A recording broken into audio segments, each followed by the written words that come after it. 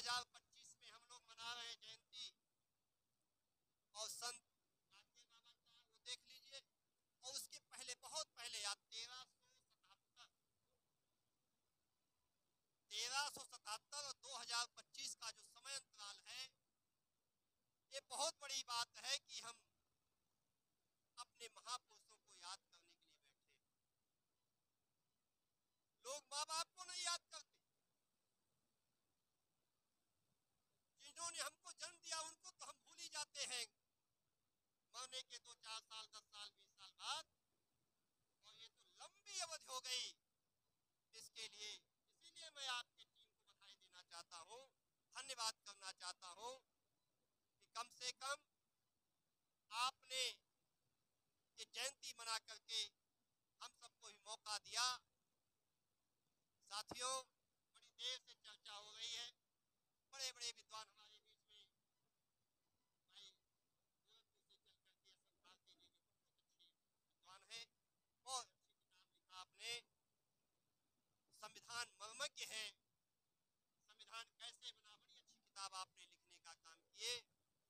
और अभी तो हमारे बीच से चले गए वो भी भारती जी, मैं तो आज उनको पहली बार सुना। एक दिन मैंने उनका जो ड्रेस देखा था, मैंने समझा कि दुनिया से संन्यास ले लिए लगता है, लेकिन आज तो मुझे लगा नहीं भाई विद्वान भी है वो, बड़ी अच्छी अच्छी बात कर चले गए, और रहना चाहिए था। साथियों,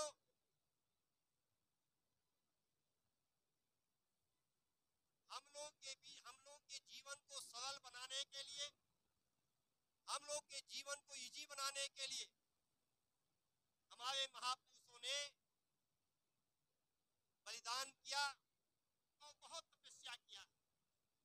उनके जीवन को पढ़ करके, उनकी जीवनी को अपना आधार बना करके हम अपने जीवन को सरल बना सकते हैं। यही किसी भी महापुरुष के जयंती मनाने का लाभ हो सकता है। लेकिन हम मनाते हैं, सही है, लेकिन जरूर फॉलो भी करना चाहिए। हम बहुत बड़े विद्वान नहीं हैं, हम बहुत बड़े मर्मज्ञ नहीं हैं, लेकिन हम जितना जानते हैं कि बाबा साहब डॉक्टर B.R. अम्बेडकर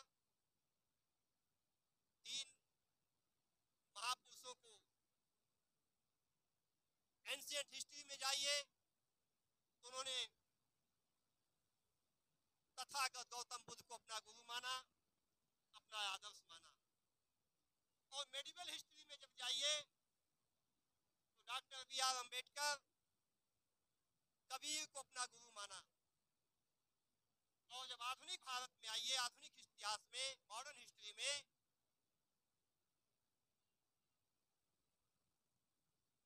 तो उन्होंने सत्यशोधक समाज के जो निर्माता, राष्ट्रपिता जिनको हम लोग कहते हैं, उनको गुरु माना। साथियों, यहाँ पर हम बहुत ज्यादा बात नहीं करना चाहते। जब भी हमारे महापुरुष हमको अपनी ज्ञान से, अपने त्याग तपस्या से रास्ता बताने का काम किए हैं, तो निश्चित रूप से जो विघटनकारी ताकतें हैं उनको अपने में मिलाने का प्रयास करती हैं। याद कीजिएगा, तथागत गौतम बुद्ध को 24वां अवतार बताने का काम किसने किया? वो अपने में मिलाने का प्रयास करते, वो 24वां अवतार बताने का काम किए। आज संत रविदास जी की बात हम लोग कर रहे हैं। संत रविदास जी को भी उन्होंने तोड़ करके अपने में मिलाने का प्रयास किया और भक्ति काल का कवि बताया। जब पहली बार हिंदी साहित्य का इतिहास लिखा गया 1839 में, तो शायद आपको जानकारी हो, इस देश में नहीं लिखा गया। हिंदी साहित्य का इतिहास 1839 में लिखा जाता है फ्रांस में, पेरिस लिखा जाता है और वहां पे संत रविदास को 5 पन्ने जगह मिलती है उस इतिहास में। 1003 लोग, 1003 कवियों का नाम उसमें है, जिसमें संत रविदास जी की जो जगह मिली है 5 पन्ने का विदेशी जो फ्रांस में लिखा है हिंदी साहित्य का इतिहास, वो 5 पन्ना जगह देता है। लेकिन दुर्भाग्य साथियों, जब इस देश में लिखा गया हिंदी साहित्य का इतिहास,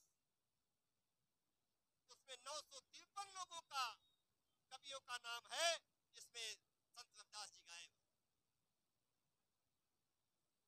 आचार्य रामकृष्ण शुक्ल ने 1929 में जब लिखा है हिंदी साहित्य का इतिहास,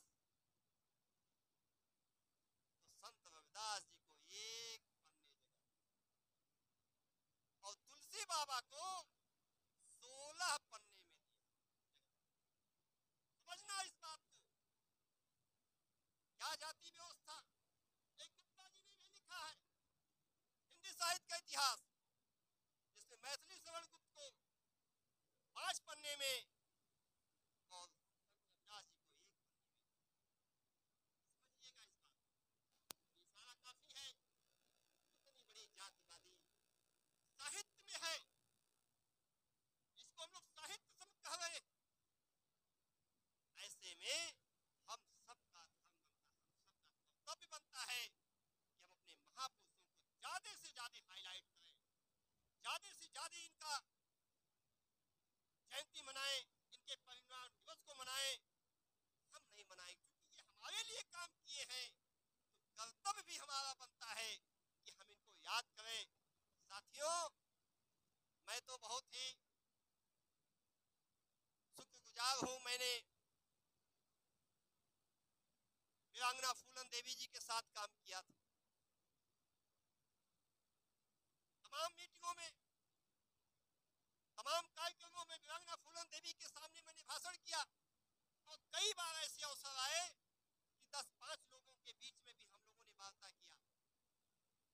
बहुत प्रेरणा मिली उस महिला से। और जब उन्होंने कहा कि इस दुनिया में, इस ब्रह्मांड में कोई देवी देवता नहीं, इसके चक्कर में आप लोगों को नहीं पड़ना चाहिए, क्योंकि मैंने कोई देवखरी छोड़ी नहीं जिसको मनाने का काम ना किया। लेकिन कोई काम नहीं आया और मेरे साथ जो घटनाएं घटी आप सब लोग जानते हैं। इसलिए उन्होंने अंत में बौद्ध धर्म अपनाने का काम किया था। देवी बौद्ध धर्म को अपनाने का काम किया। इस देश में, ये देश जातियों का देश है, ज्ञानदास साहब बोल रहे थे, ये देश जातियों का देश है साथियों। यहाँ जो क्वालिटी है वो जातियों से तय होता है। बस्ती में कोई डीएम आया तो सबसे पहले वो आईएएस से ये नहीं चर्चा होती है, पहले किस जाति का है ये बताओ। क्वालिटी उसकी तय होती है, उसकी जो गुणवत्ता है उसकी जाति से तय होती है। दुनिया में कम्युनिज्म हो सकता है सफल हो जाए, भारत में क्यों सफल हो जाता है? क्योंकि यहाँ जातियों के नाम तमाम फिलासफी विदेशी आए, हम लोग पे थोपे गए, लेकिन सफलता नहीं मिलती क्योंकि ये जातियों का देश है। दुनिया में कहीं जाति नहीं पाई जाती। इस देश में जातियों के आधार पर महापुरुष तय होते हैं। यही जब महापुरुषों का चित्र लखनऊ में लगाया जा रहा था, अंबेडकर मैदान का निर्माण हो रहा था, तो तमाम लोगों के सीने पे सांप लोट रहे थे। ये क्या हो रहा है? मौका मिला थोड़ा सा, बहुत परिवर्तन होने का काम किया। साथियों, आज भारतीय संविधान के माध्यम से हम लोगों को इस देश पर अधिकार करने की जरूरत है। लगता है जैसे छीन लिया गया हो और हम लोग गुलाम हो। देश हमारा, हम लोग मूल निवासी और हम ही लोग गुलाम बन के बैठे हैं। आज हमको बताना पड़ता है, कास्ट सर्टिफिकेट देना पड़ता है कि हम मूल निवासी हैं, हम फला जाति के हैं, और हमसे जो पूछने वाला है वो विदेशी। इस बात को भी हमें समझना चाहिए। संत रविदास जी ने एक लाइन लिखी, कर्म बंधन में बंधे रहिए,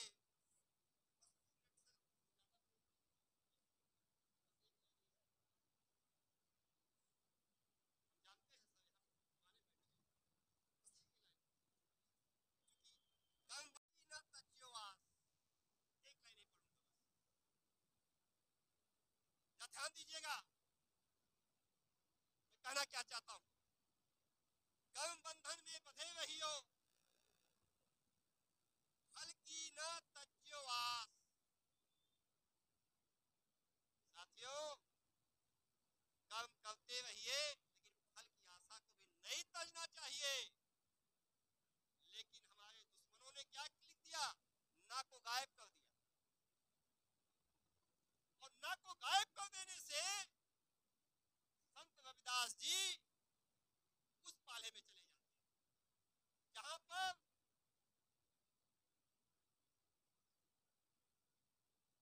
लिखा हुआ है, क्या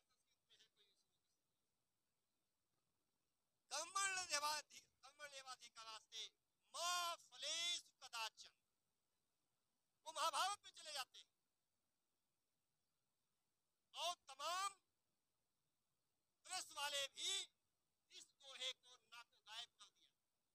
इस साहित्य की चोरी बता रहा हूँ, और साहित्य की चोरी हो जाने से हमारे जो महापुरुष हैं वो उस गोल में चले जाते हैं, उस गोल में वो लोग कर लेते हैं।